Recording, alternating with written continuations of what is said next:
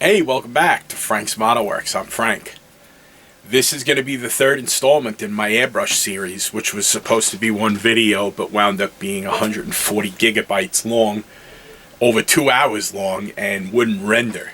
But anyway, this is the part of the video where I clean the airbrush and I actually experienced this a couple of weeks ago. I experienced a problem with the airbrush with the air valve sticking. It's actually a common problem with the type of airbrush that I use, so I show you how to break it down and fix it. So that's going to be included in this segment of cleaning the airbrush and fixing that specific issue. If you're catching this video by itself, it's part of a 3-video series, so I would recommend watching them in order. They'll be numbered in order. And if you have any comments or questions, put them down in the comments. Reach out to me. All of my links will be in the descriptions. That being the case, take the things that I say. This is just an opinion that I express. I'm not preaching whatever I do. I'm not preaching it as fact. I'm not stating it as fact. This is how I clean my airbrush. I have results for it, and I have a specific reason why I do it in this way. So just try to keep that in mind. Don't beat me up too bad in the comments. And my sincerest hope with this series is if you build model cars, and it is geared towards model car building, I'd like you to move into working with an airbrush. I think it's going to enhance your experience and add to your enjoyment of the hobby. So, without further ado, here is part 3 of my airbrush series, cleaning the airbrush and correcting a valve assembly problem. Okay, so now we're going to do the cleaning portion of the airbrush video. This is the 0.3mm PS289 from GSI Krios. This is one of the airbrushes that I was using in the demonstrations, and I'm going to show you the methods that I use for cleaning it. I know I talk about this a lot, that it's going to cause a problem. It's not going to cause a problem. It's just there's one thing that I do a couple of things that I do that are not recommended by the manufacturers, and in fact I'll do it right now. And wait till you see how controversial this is. It's like the most controversial thing ever. You ready? Here it comes.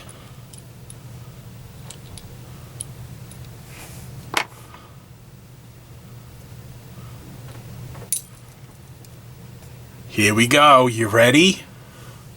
I'm gonna do it. I'm like a crazy person. I remove the needle out the front of the airbrush.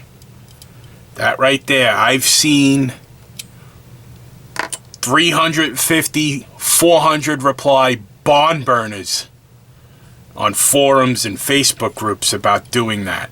You would think I just committed a federal offense with the way people react to that. So anyway, now that I have, this is the basic disassembly for an after session clean that I do. I've taken the fluid nozzle out, taken off the crown, taken off the cap for the fluid nozzle. I've removed the needle assembly and the trigger, and I removed the needle. It is not recommended by the manufacturer of GSI Krios or Iwata, or generally any style of airbrush that's made like this, for you to pull the needle out through the front, because inside the body, right about here, is a thing called the packing, and it's a little screw. Let me take it out. This is an Iwata tool. I believe it's this one for this airbrush.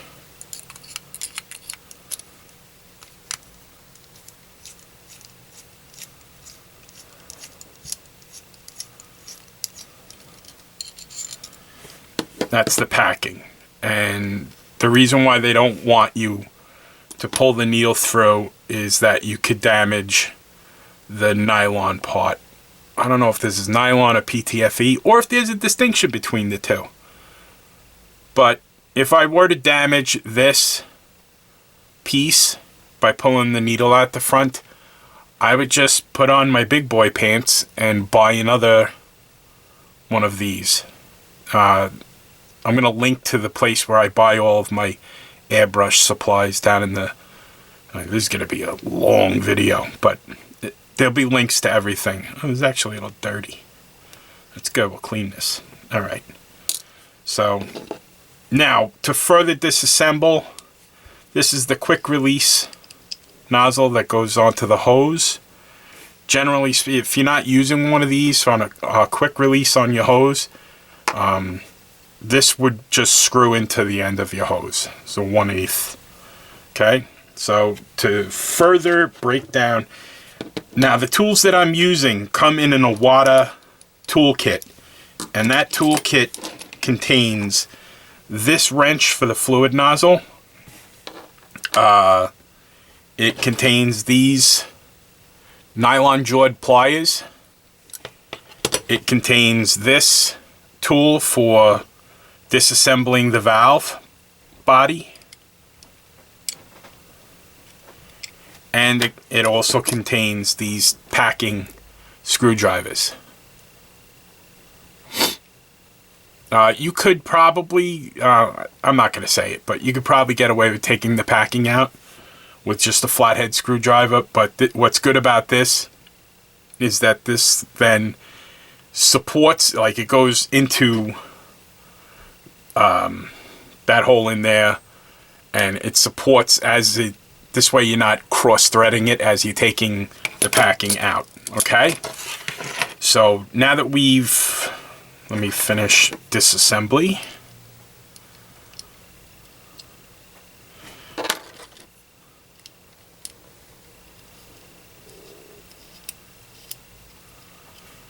Okay. That comes out. Keep an eye on that. That thing has a tendency to walk off. So does this. So does this. This is the strut for the valve assembly.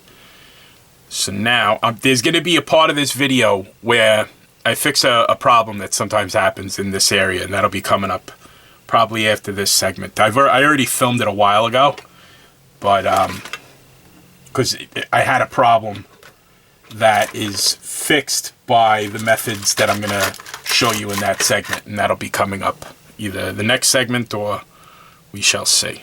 All right, so now this sleeve in here,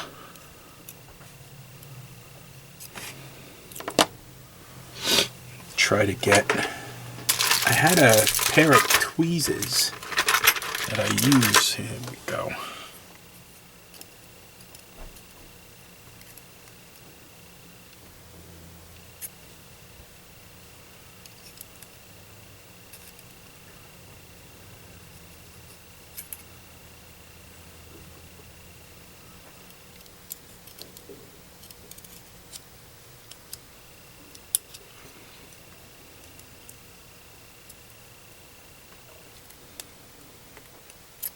Alright, never mind. I'm not going to do it this time. But there's a little piece of brass in there, a little sleeve, that also comes out, and inside of there is a O-ring that can get gummed up. It's in the next segment, so. But generally, that would be how I strip, with the exception of the air valve. I usually keep that together. I strip out and I take down the crown, the nozzle cover, the nozzle itself, the fluid nozzle itself, and the needle. Okay, and what I'll generally do is I'll have a two trays in order to keep the materials that I'm going to use to clean the airbrush. So you might have seen this in hobby shops. This is Tamiya airbrush cleaner. You can use this, it works fine, but it's interesting to note, with the exception of one ingredient, these two products are almost the same.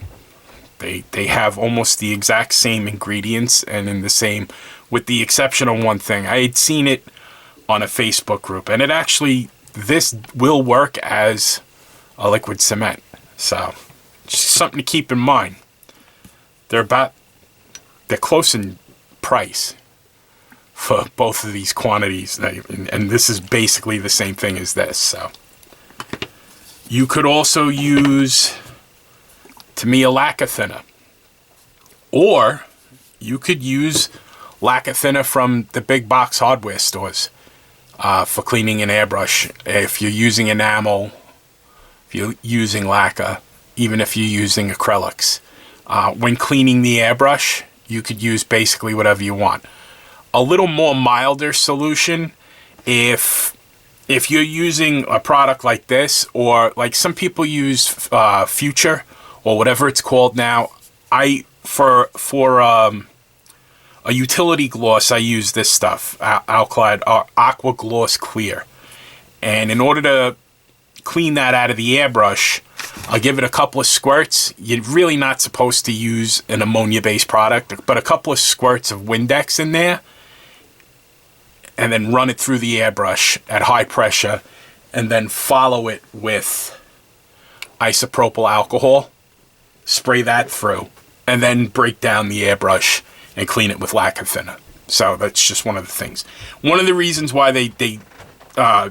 people say you shouldn't use ammonia-based products, it does eventually wear down the chrome plating. If you look inside here, that looks like brass. And you're right, because it is. This is an pretty old airbrush. I've been using this thing non-stop for the better part of 5 years, and it's still humming. And I use this thing, I would say, every other day. Some days every day, some weeks every day. So this gets cleaned a lot, and it gets used a lot. So this thing, the mileage that I'm getting out of this thing, I think it was like $95 when I bought it. So I'm definitely getting my money out of this thing. So now I'm going to yell at myself for rambling on like an idiot, if you would indulge me. Shut up, Frank. Get back to what you were supposed to be doing. All right, sorry. So, we've got the disassembly done. Let's use the airbrush cleaner.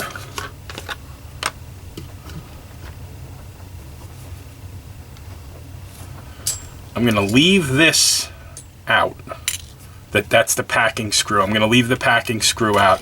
I don't want to immerse that because, I just don't want to dip it. It's not really going to hurt it, but I'll just clean that separately. But take a little pipette action. Gives you good control. You buy these things. One of the reasons why I didn't really cry too much when testers got taken over by RPM is because they used to charge so much for these pipettes. And I think I bought 1,000 of them on Amazon for like $8, where they used to give you 6 of them carded for like $8. So that's kind of gougey, if you ask me. But whatever. So I'm gonna let these soak for a little while, and the first thing I am gonna do is get my brush. Now, before I did run lacquer thinner through the airbrush after the painting session. So, you should do that. I don't backwash for no other reason. I don't want it shooting out, I just don't like that. You could do it if you want, though. It doesn't really make too much of a difference. So, I might catch some hell for this part right here. But from the back, I will spray. I will run the airbrush cleaner through the body of the airbrush.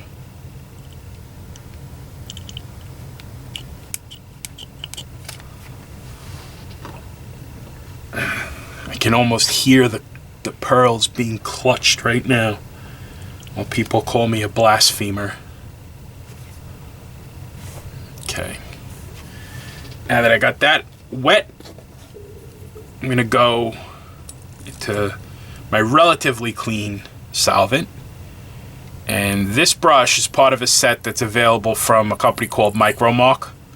I'll link to that down in the description. Very, very useful, because these brushes fit right in there. Now, I'm actually going through this part of the airbrush, through the color cup, and you'll see the brush come through and going into where the needle packing is.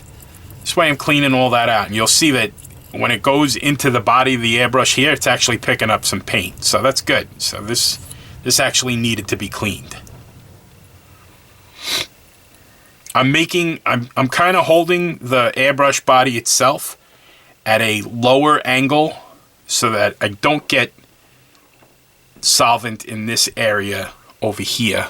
I don't want solvent in this area because that O-ring is there and it could gum it up.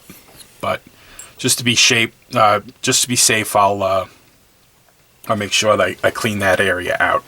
Put a little lube on it, maybe. So what I use next is these Kimtech science wipes. They're like they're a tissue, but they're very low lint. I found these because the company that I work for uses them for cleaning fiber optics.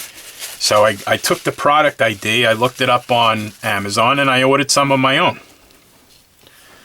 And if any of my coworkers are watching and they think that they're going to catch me, I have the receipts. So look at that. It was dirty.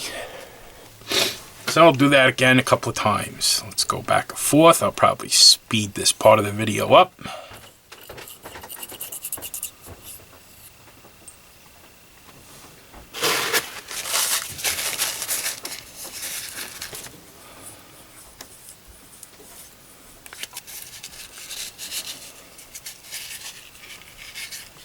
And the final part that I'll do is, off camera, I will blow out this area with compressed air.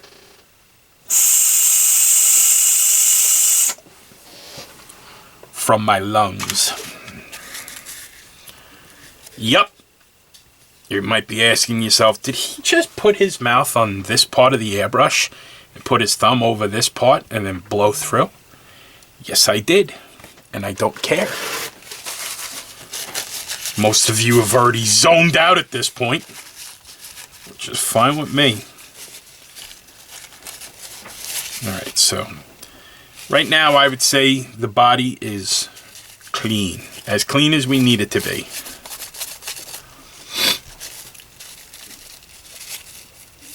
Get any all of my filthy fingerprints off of here. My hand being 97% bacon grease. Oh, what did I say in the last video? 84.6% bacon grease. So our body is clean. Our minds are not.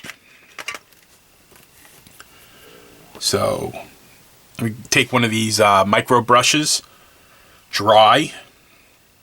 Just run it in there, make sure I don't have any solvent. Give it a sniff. That's clean. It's fine. Okay. Ooh. Careful, Francis. Yes. If you're wondering, yes, my real name is Francis. And yes, I realize somebody's going to type in the comments, lighten up, Francis. It's not like I've never heard that in my life.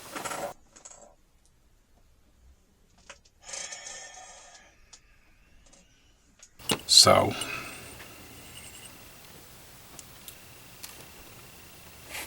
push that off to the side. Now the next thing we're going to clean is the needle. And the needle, we got to be real careful. It's a very delicate tip there. You don't want to bend that. You bend that tip when you put it back into the nozzle, you damage both of them and you'll have to replace it. That's what I like about GSI Krios, is the parts are cheaper. because I have bent needles, and usually when I bend the needle, I bend the nozzle. So I wind up replacing them. I actually keep some in stock so that having to replace parts doesn't slow me down. And I use a company called Spraygunner. They carry GSI Krios, they carry Iwata, Harder and Steenbeck, and a couple other brands. Service is good, prices are good, nice people. They even have a brand called No Name, where you really save a lot of money on products that are usually repackaged and stuff like that. I'm going to provide a link to them down in the description. So the needle is clean. Generally speaking, your needle's going to get dirty. Not in the tip necessarily, but down this way. Now, why do I take the needle out through the front? Because I have in the past thought that I had sprayed through lacquer thinner after a painting session, and I pulled the needle out this way while this was still in the airbrush, and I dragged paint through the body, through the packing, into this area, all in through this area, down there, through the middle of this, because the needle goes through there, through all of this, through this, and it took me 2.5 hours to clean the airbrush after that happened. And it was such a horror show cleaning that airbrush afterwards that I stopped doing it. I started pushing the needle through the front, and I got to be honest, and I hate saying this, I've never really had a problem. But I accept that if I do have a problem, it's my fault. I'm the one that did it. So I should deal with it myself, and I'll just order replacement parts and fix what I broke. Because, it's not like I'm going to send this back for warranty work. It's long out of warranty anyway, and I created the problem. So as long as you're willing, if you want to clean your airbrush this way, as long as you're willing to accept the responsibility for replacing parts if the need ever arises, then you're going to find once you develop a workflow and you get used to it, you tend not to damage too many things. And if you do, you know how to fix them. So let's get back to cleaning. Instead of me rambling, let's grab this. A lot of times, very little paint, if any at all, gets into this part. It generally does not get in here, but it's always nice to keep it clean.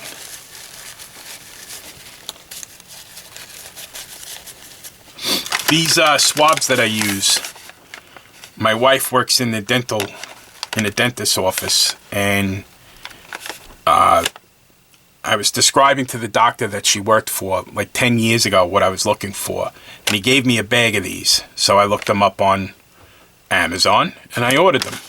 And I think it was a box of 100 of these bags was $50. So that's more than I'll ever need in a lifetime. So, and also what I do is once I use them as a swab, I clip the stick off, and then I use it to mount parts to, and then for when I'm painting parts, because I'm thrifty like that.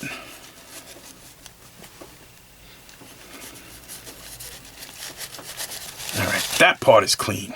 Let's put that in the clean pile. The crown. Some people do not spray with the crown on. I usually don't. For the most part, the purpose of the crown is to protect the needle and nozzle. So I would recommend that you keep it on. But if you choose not to have it on, it's one less thing you have to clean when it's time to clean the airbrush.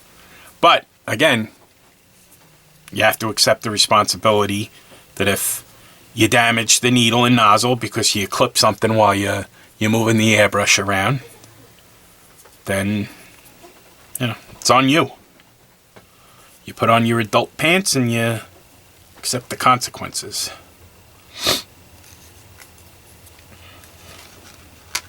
And believe me, if you even brush something with the needle, you're going to bend it. You're basically destroying it. So now we've come to the final part of cleaning in a general after use, painting session cleaning. Now these are called absorbent paper points. I don't know if American endodontists use them or American dentists use them, but they're used when you're getting a root canal. They stick these into the roots of your tooth to clean the gunk out. Similarly, we're using them to clean out the nozzle of the airbrush.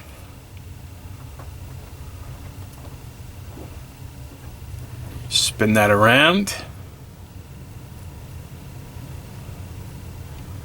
See, let's see if that focuses. There's some gunk on there. So we got that out. And that will build up if you let it. So we did one wet, let's do another wet.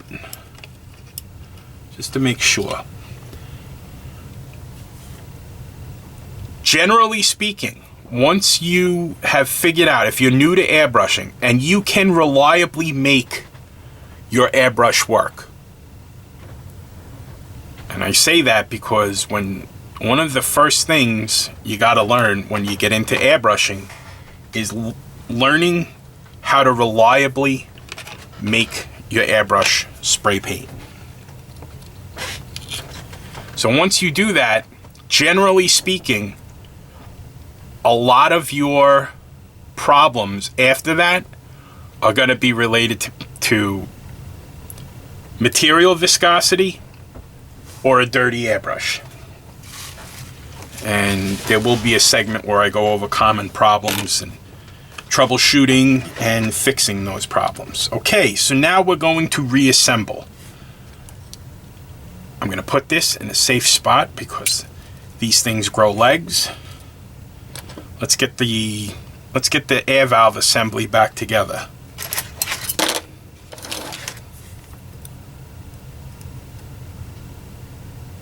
Just make sure that's seated.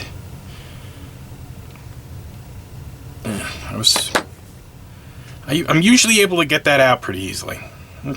Probably just having an off day. All right, whatever. Shut up, Frank. Let's grab this for the sake of argument and just give this a quick polish. This is the strut. The trigger rides on top of this like that and depresses this down and opens up the air valve. Okay? And this part right here rides on an O-ring that if the O-ring gets gummed up, whether it gets solvent on it or not, then this can get gooey and then it sticks, and you'll press the button down to get air and you'll release the button and it'll be slow to turn the air off. So to fix that, you generally just have to polish this part right here and then you'll be okay. So we take our screw. I gotta remember to clean the packing too. Remind me to clean the packing, please. Said Frank to no one. Okay, now this goes in there. Okay, it's probably in the hole already, but I'll just get that in there. And now this little screw, because I've taken this apart so many times, this is the side that's going to face in. There's little ridges in here. I don't know if they'll show up on the camera, but it shows me that this face, honestly, I don't think there's a difference between them, but I get a little crazy sometimes. So let's get this. Now this gets a little tricky, but you learn to get the hang of it. Now this toolkit that I went over before that has the wrench that's in my right hand, this thing, and the pliers and the packing screwdrivers and stuff like that, it's pretty expensive. There are cheaper options available, but this is Iwata branded stuff, and Iwata stuff tends to be very high quality. Not that GSI Krios or Master Airbrush or any of the other brands that are very much like this are cheap, but I like these tools. They work, they fit. I'm not cross-threading my parts and ruining my parts. So we got that back together. Let's get this on. One of the things I screw up a lot is I put these parts together too tight, and then I have a function problem, which you're going to see in the next segment when I fix the air valve problem.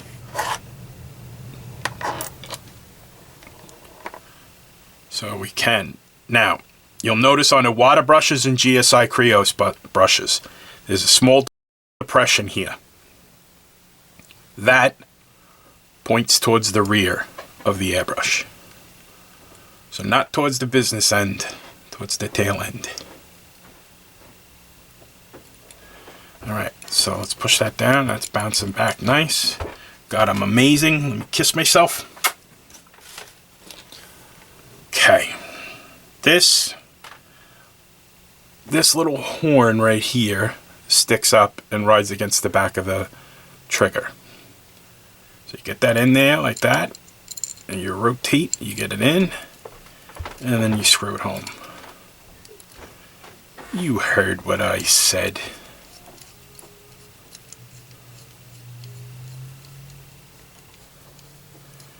And make sure that seats all the way, and it will stop, like it just stopped. So now do another function check. You'll see that the needle holder is riding properly. Next up, we're not going to put the needle in yet. We're going to wait until we have the packing nut in. Let me clean that. Did you remind me to clean it? No, you didn't. It's a good thing I'm thinking. Somebody else just wrote, "Lighten up Francis" in the comments. I guarantee it. Ooh, look at how dirty. Let's see, that red. That looks like the red from the seats on my 2010 Mustang. That's what I spy with my little eye. Oh, there's the XF4 right there. The XF4, that's the underside of the 2010 Mustang GT. Geez, like a crime scene on this packing needle.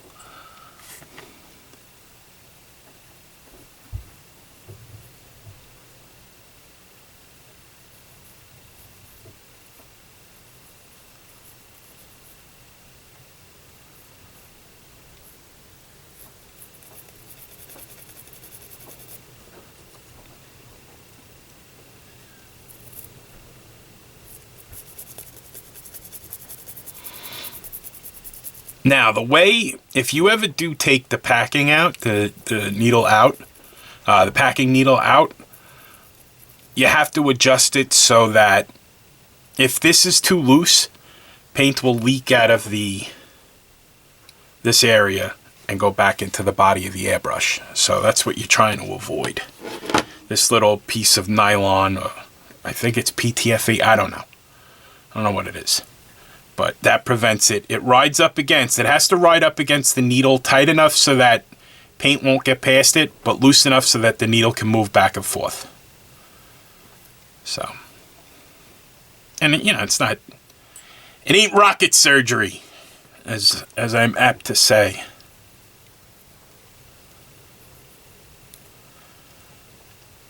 problem with these long videos is I'm noticing they don't do very well.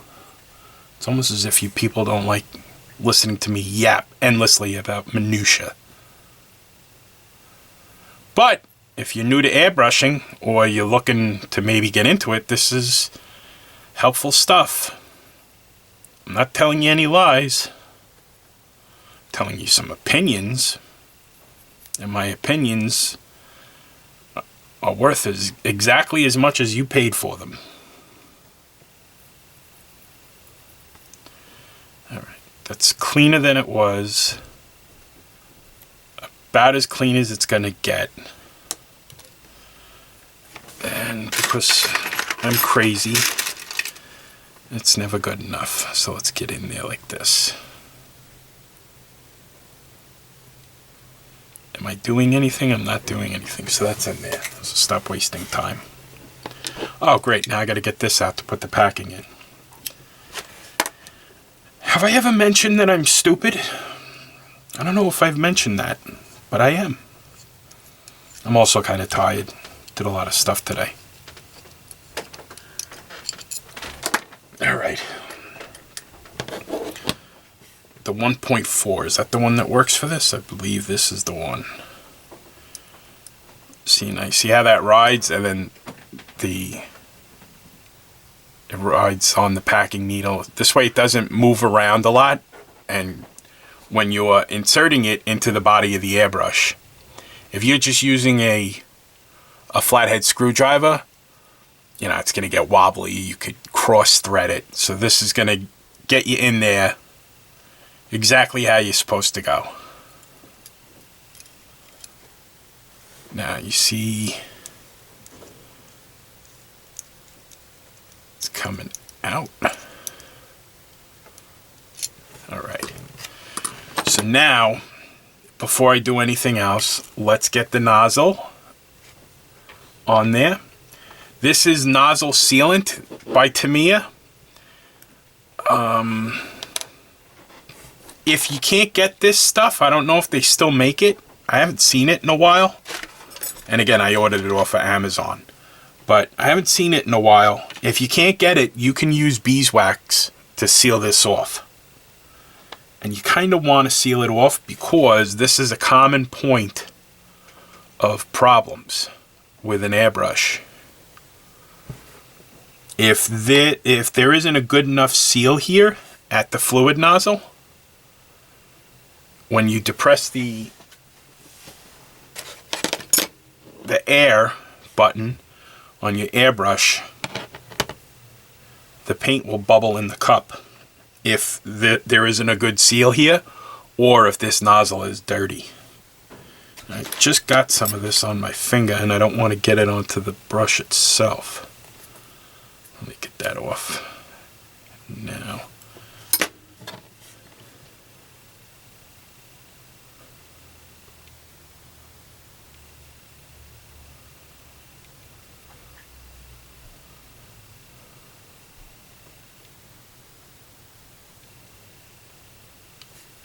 Alright, let's turn it around so I could do it normally instead of trying to do it backwards in my head while looking at a screen that is backwards to make sure that I'm actually doing this on camera. Alright, I got it. So now, here's this tool. A lot of these airbrushes come with a wrench that the pivot point is in this axis. The problem with that wrench, and I would recommend not using that wrench, and you can buy one of these on its own for like 25 bucks. If you have this style airbrush where the fluid nozzle comes off, it's an Iwata style or GSI Krios, get one of these. Because it's harder to get the torque to snap these things off. See, that's seated properly. You don't have to, I mean, these aren't bolts on a engine block. You don't have to torque these things down, you know, like lug nuts or something like that. So generally speaking, you want to get that down and not use that wrench, because you can very easily over torque that in this axis, and this will shear right off, and you'll leave this part of the nozzle in the threads, and that is a pain in the neck to get out. Ask me how I know. Lighten up, Francis. All right. We get this part on. This part goes over. And a lot of times, like I was saying before, when I run the airbrush, I run without the crown. But I'm putting the crown on because I'm going to behave. Show you.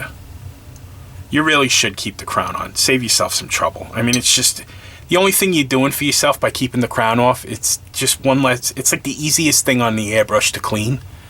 And if you leave the crown off, you don't have to clean the easiest thing on the airbrush to clean. So just put the crown on. I'm going to start doing it too. How's that sound? Okay. Now, let's get this in. This is where, once you take the packing out, it gets a little complicated. Because you might have to pull this part back out, and the trigger back out, and the needle back out in order to adjust it. So that it's torqued down properly. And this might, alright, you know what?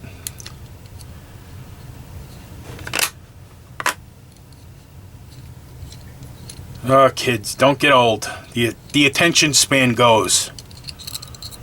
The older you get. Let's go check this torque. Alright.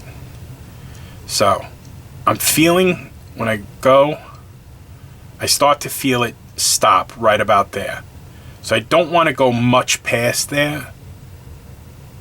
Maybe like that. Might be a little too much. So maybe like that. I pull that out. Alright, let's try that.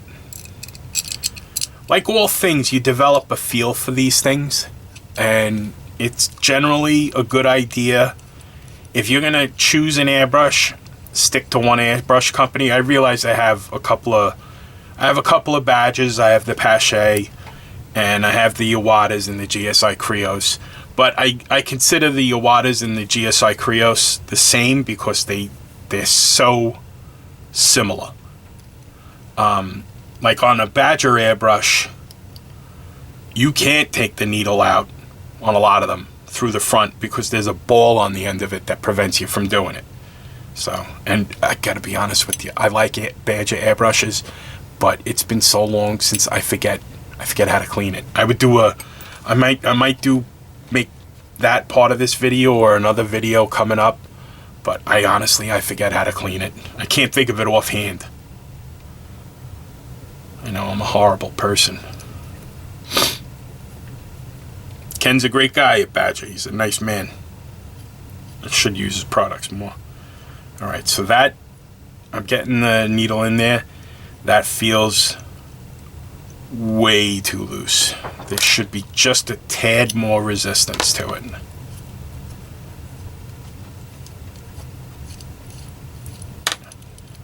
I hate when I do that.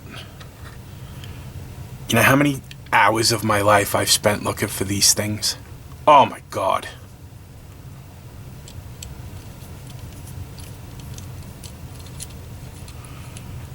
It's getting harder and harder to jump down onto the floor and look for stuff too.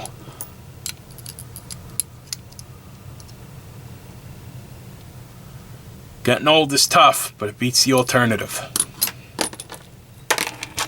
Picking up what I'm laying down.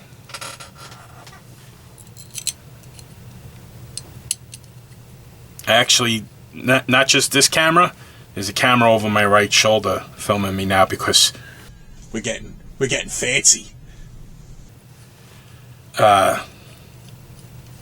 I got to figure out how I'm going to edit these so that I take camera 1, I take camera 2. Camera 1, camera 2.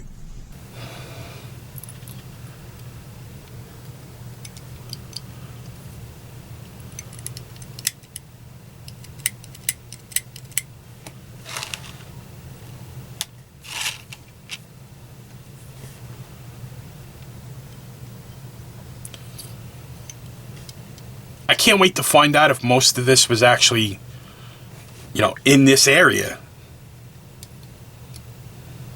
I still don't know.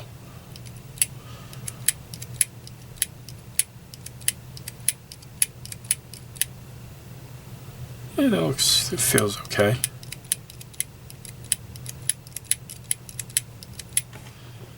All right, now finally, last step is to put this back on.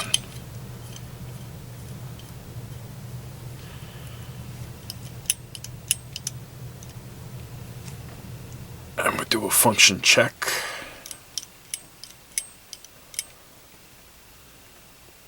Can you see the needle moving?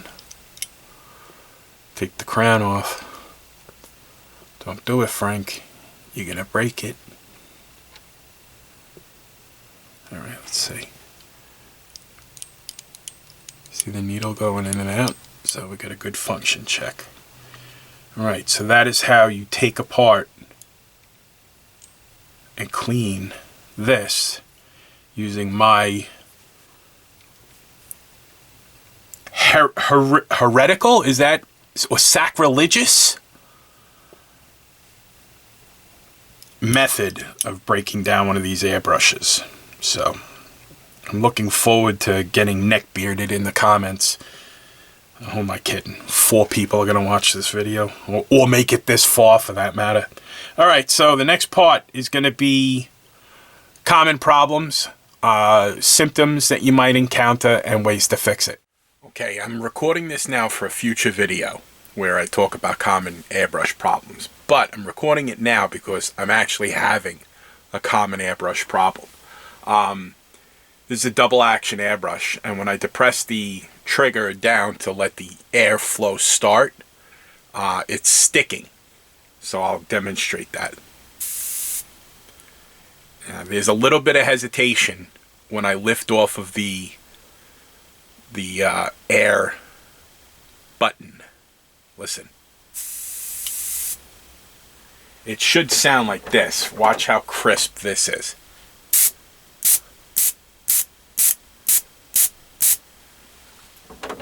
So now listen to this again.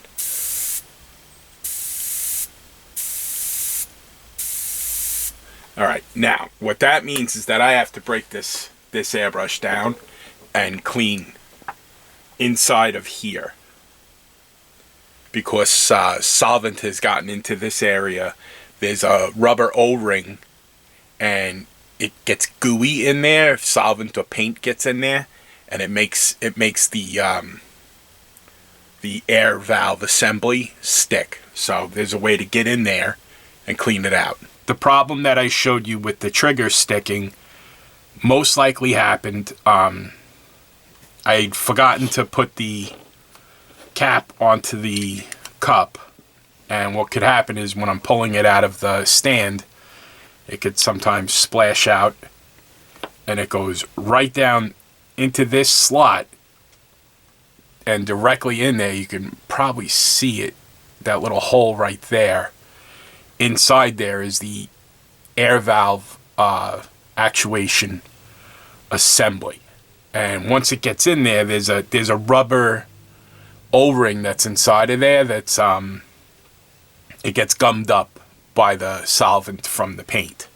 So what I'm gonna do is remove this piece right here. This is not this is actually a quick disconnect that I can just pop this off. I use this to pop the airbrush on and off the compressor hose.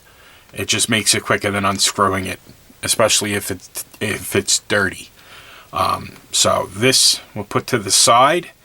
Now this is an Iwata branded,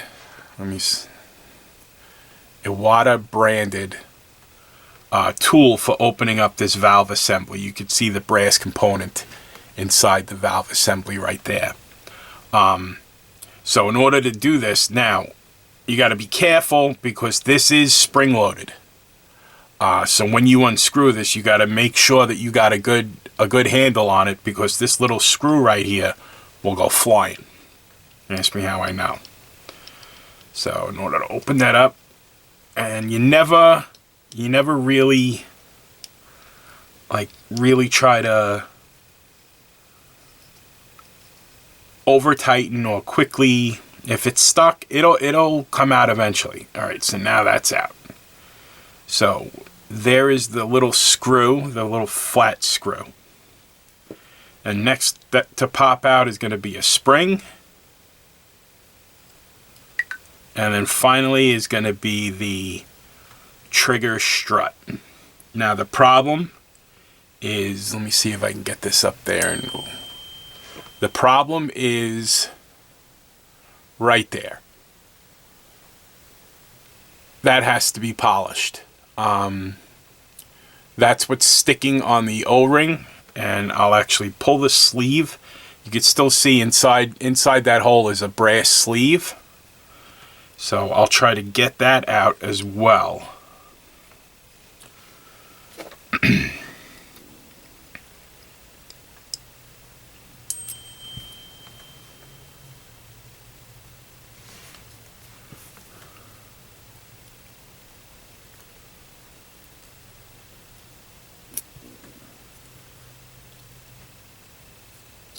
And there it comes. Now, that right there is where it gets gummed up, right inside of here. This O-ring gums up, and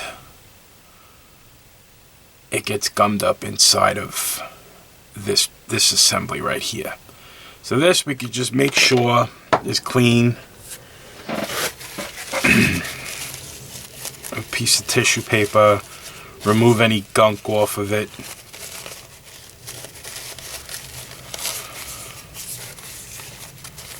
Let's see, how dirty was it?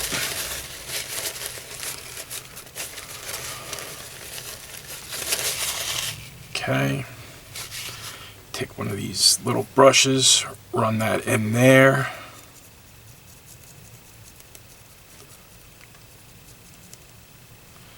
Okay, this is the part that generally is not exposed to the solvent. The solvent gets down into this area where this little strut and this O-ring are, and that's where it gets stuck. So, get around the edge there. Then I'll take what's called a micro brush. It's one of the pink ones. And I'll get in there and I'll make sure I got no gunk. Paint, debris.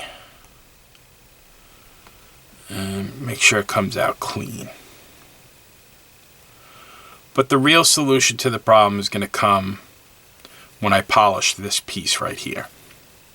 This is just preventative maintenance. This is just upkeep. Grab another one. And we could do the same thing inside the body. Make sure that there's nothing. Yeah, we got some gunk in there. Alright, let's get a small swab. It's a small pointed swab.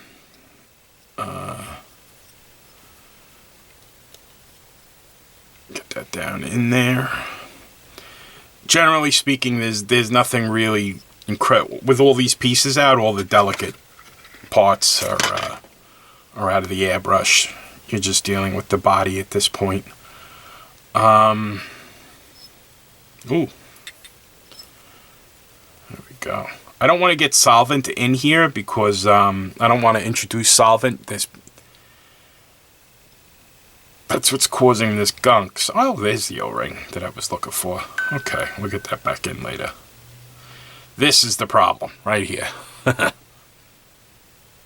thought I'd come out before. This is the O-ring that tends to cause the problem. Solvent would get in there and it gunks up. It rides on here and then they interfere with each other. So, all right. Now we'll get that back in there and seated.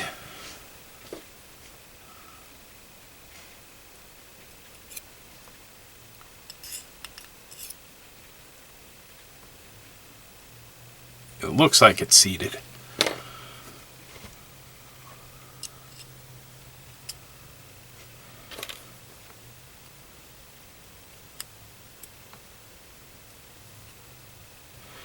And you'll know if it's seated because you'll see a hole straight through. I don't know if that's coming through on the airbrush, but and the screen that I'm looking at is really, really small, but it doesn't look like the O-ring is interfering in any way. And that sleeve looks like it's seated as it's supposed to be. So, but the real solution comes here. Now this is a polishing stick. This one in particular is made by a company called UMP from the United Kingdom. I like them. They're pretty cool. But they're available in other companies make them. You can probably get them on Amazon. This is a polishing stick. So this side, the white side, is almost like glove leather. Most companies would call this 12,000 grit. 12,000 grit anything is basically as tough as glove leather. Like, yeah, if you ever see old movies of barbers sharpening their razor on a leather strap, that's kind of what they're doing. They're getting the final hone on something similar to this surface, and that's what's gonna remove the gunk from here. So I'm gonna start with this side. I think this side is probably around 6,000, 8,000 grit, and I'm just gonna very lightly go around, and as I'm going around, I'm rotating the little trigger strut.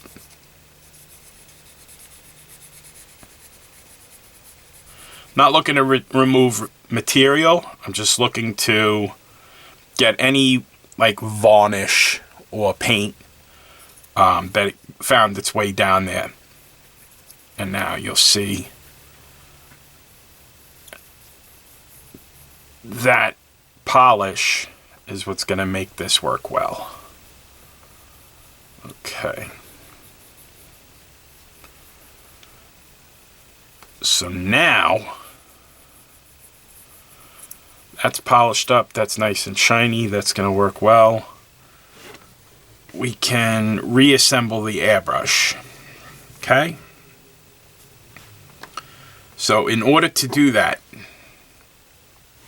reassembly is the reverse of disassembly.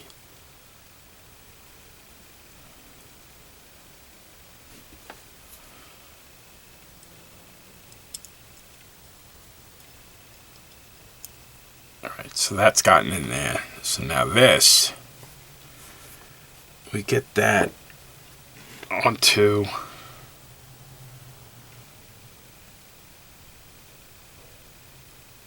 okay, so you'll see like a little ridge warning right here.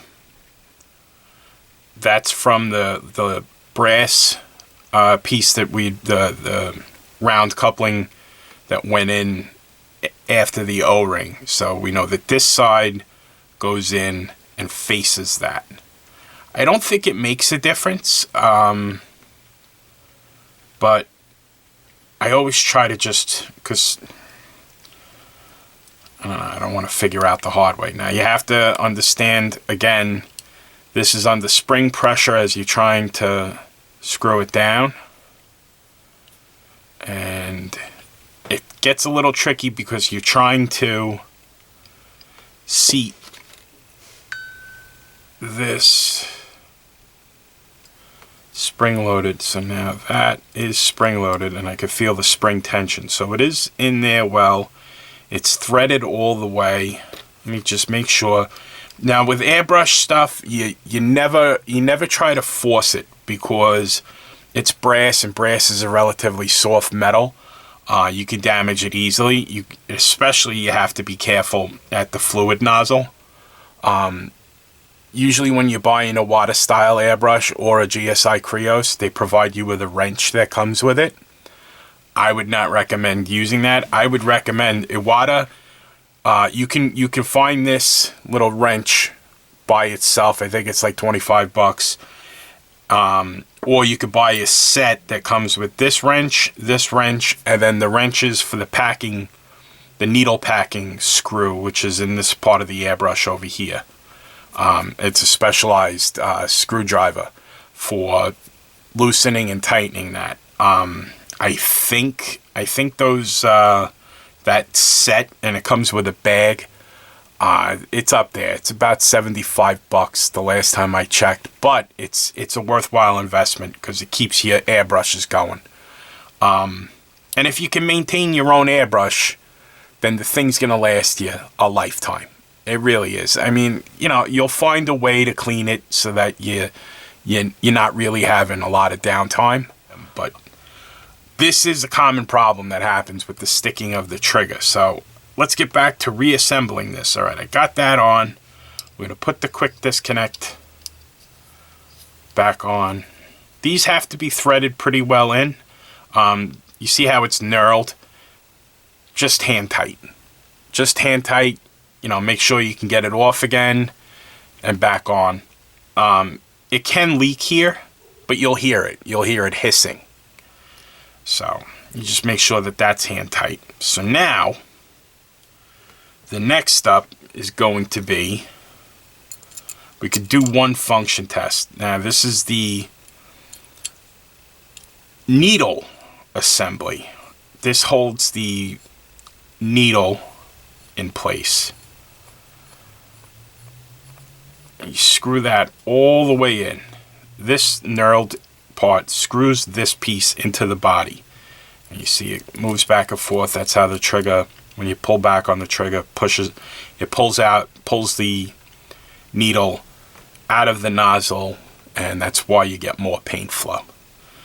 So this sometimes is a little bit tricky. The way that you do it, the GSI Krios and Iwata airbrushes have a little divot at the back of on the bottom of the trigger. It's right there. There's like a depression that points towards the back. Okay, and then this little strut goes into the hole where the O-ring and everything. And this is actually what's pushing down that that spring-loaded valve actuator that's further down in there. And now, okay.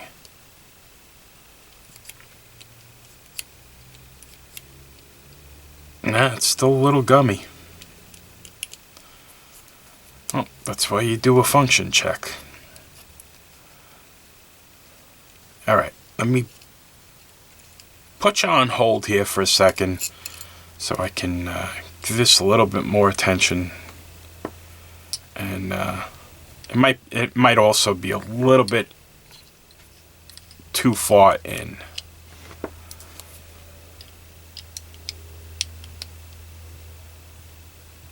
I could be causing it to bind.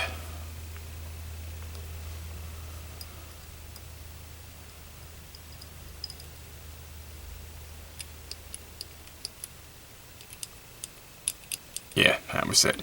So when I had tightened that down, I tightened it a little bit too much, and I could see now. I'm even with the threads.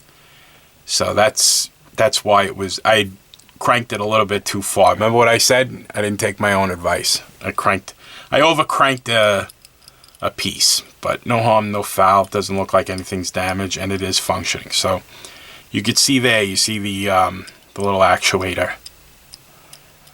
That allows air, which should be coming in through here, to enter into the airbrush, and then the airbrush itself, because this is an internal mix, comes out inside this the paint comes out of the inner hole right there, and the air comes out here, and they're mixed internally inside of, well, just to the outside of here, and then the crown covers this part, and that's why they call it an internal mix. The air itself comes out the same place, and then the paint the same place that the paint comes from, and the air atomizes the paint. But let's get this. Shut up, Frank. Put the airbrush back together. All right, I'll shut up.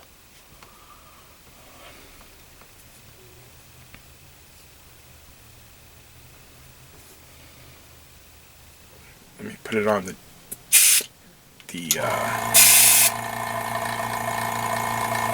quick connect. Whenever you're ready. Thank you. This little silicone piece has a hole in it, so you know you could actually spray it with it on. Ah, look at that. It's fixed.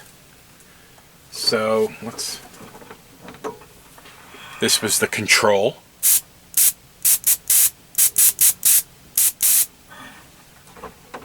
And this is the one I just fixed.